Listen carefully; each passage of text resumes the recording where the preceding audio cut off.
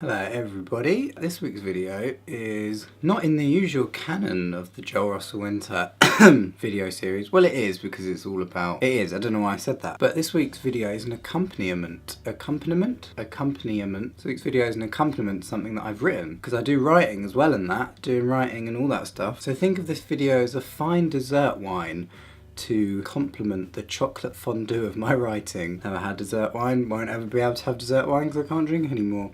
No idea what I'm talking about.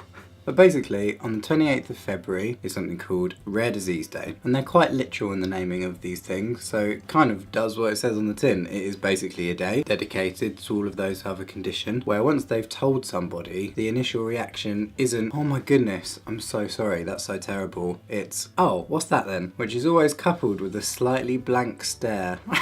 So before watching this, if you haven't already, go and check out the thing that I wrote, because that will kind of give a bit of context as to this whole thing. Go check out the Rare Disease website. I'll put the link in the description. It'll be the top link. And go and read, let me know what you think of it, and then come back to this video and watch this. Give you a little bit of time to do that.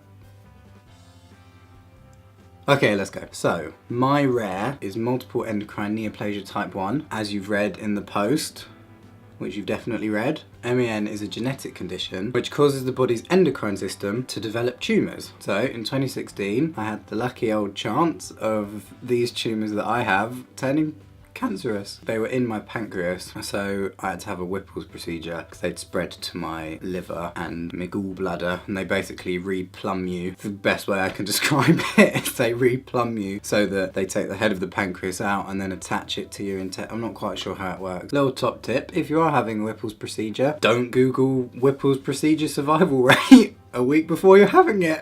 Google is not your friend when it comes to something like that. No, sorry.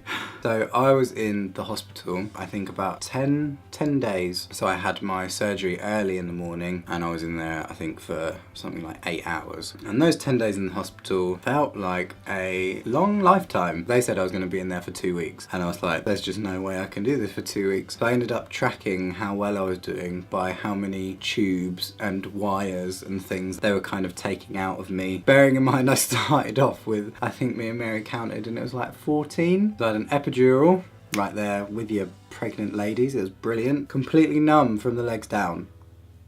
Would recommend. There was a feeding tube up my nose and went all the way down my throat and into my stomach. Probably the most unpleasant thing I've ever had done in my life. I had one in my neck. I had 2 drains coming out of like my hip, which were drains from the pancreas. I had 4 cannulas, so I had 2 on each hand. I had a heart rate monitor, so like ECG and everything. And then I had a catheter.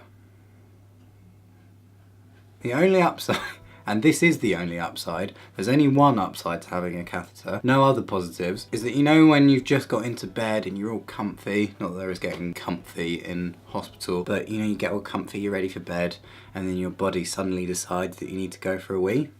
Not a problem when you have a catheter. Just do it in the bag. So as I progressed on, those got pulled out, and at the end of it, I think I still got discharged with a stoma bag on the drain holes, collected all the juices from my drain holes. It's a great way to put yourself off a roast chicken for the rest of your life.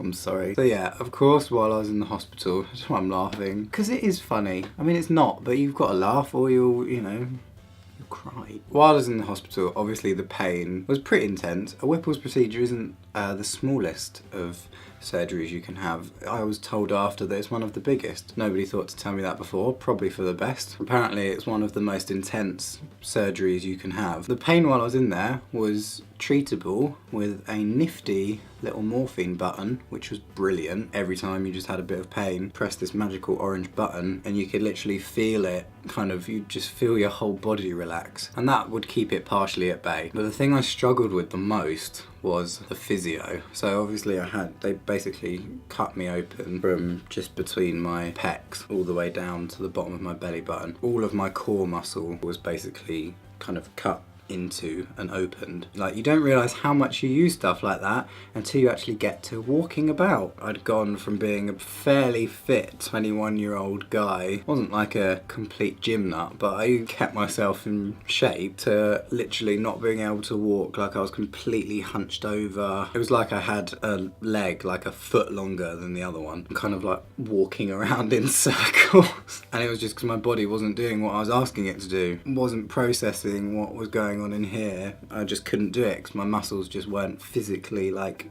able to do them. Really weird experience and so frustrating. And even then, like, the walking was just me kind of shuffling along the floor. Like, you know how Penguin walks? Not Penguin. You know how Pingu walks, where he literally like shuffles his feet just along the floor?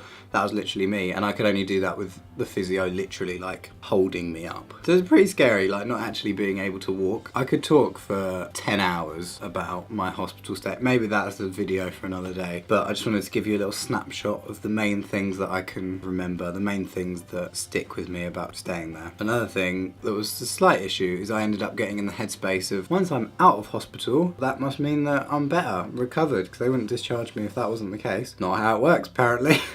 Wishful thinking, I think, is the term. So it's been 2 years since my operation and I'm still kind of adjusting to how it affects my life. My stomach muscles are kind of still on the mend, and that makes exercising just that little bit harder than it used to be. No longer like super enjoyable. Can't ever drink again, no alcohol for the rest of my life. You know, a lot of people are like, oh, I don't know how you're going to do that, not drinking. Well, that or the alternative, which is just let the cancer flow through me, but at least I can get pissed. And the other thing is just having to be so careful about what I eat. Again, I didn't eat terribly, but you have a certain amount of lenience when you're in your 20s about eating pretty much what you want and your body just dealing with it and it being fine, as long as you do a bit of exercise, which is exactly what I was doing. Now it's like NutriBullet everything. Gotta be careful about having like the McDonald's at the end of the night. You never realise how much food actually just tastes nice because you're drunk.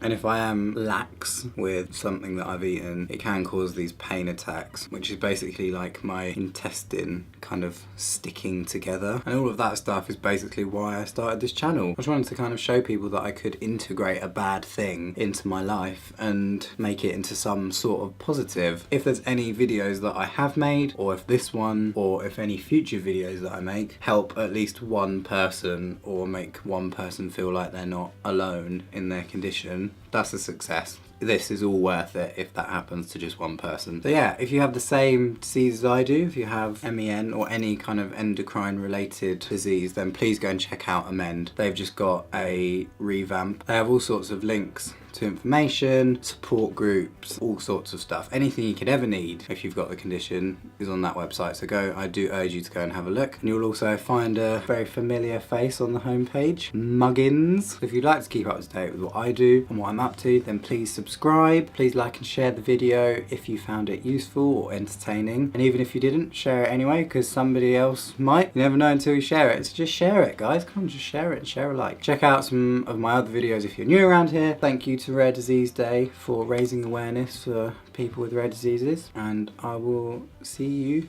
next time.